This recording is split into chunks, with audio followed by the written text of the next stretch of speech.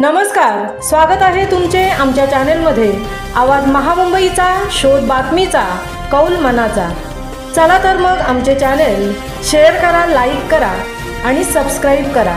धन्यवाद। उरणमध्ये जत्रांची धूम, लाखो भाविकांनी घेतले श्री ग्रामदैवतांचे दर्शन।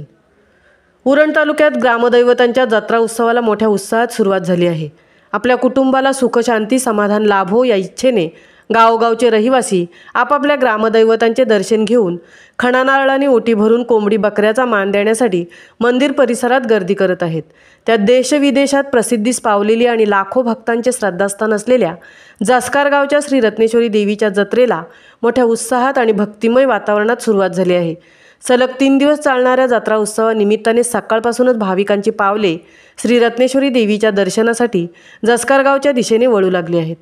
यंदा परंपरेनुसार उरण तालुक्यातील फुंडे गावाची घृबादेवी, करंजा गावची श्री द्रोणागिरी देवी, नवीन शेवा गावची शांतेश्वरी देवी, डोंगरी गावची अंबादेवी, कोटगावचा राघोबा देव, चिरनेर गावचा बापूजी देव श्री गावदेवी, विंधणे बोरखार गावची जरीमरी आई, जास्कार गावची श्री रत्नेश्वरी देवी या गावांसह इतर गावातील ग्रामस्थांच्या ग्रामदैवतांच्या जत्रा उत्सवाला मोठ्या उत्साहात सुरुवात झाली आहे।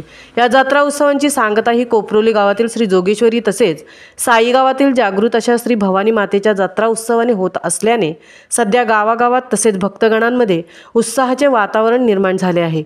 भक्तांच्या हाकेला धावणारी देवी अशी ख्याती असलेल्या श्री रत्नेश्वरी देवीच्या दर्शनाची भक्तांना आस लागून राहिली होती। ती आस यावर्षी 21 एप्रिल ते 23 एप्रिल रोजी पूर्णत्वास जात असल्याने हजारो भाविक हे आपापल्या कुटुंबासह देवीचा नवस फेडण्यासाठी तसेच दर्शनासाठी मंदिरात गर्दी करताना दिसत आहेत। आवाज महामुंबईचा चॅनेलसाठी अनंत नारंगीकरसह तृप्ती भोईर, उरण।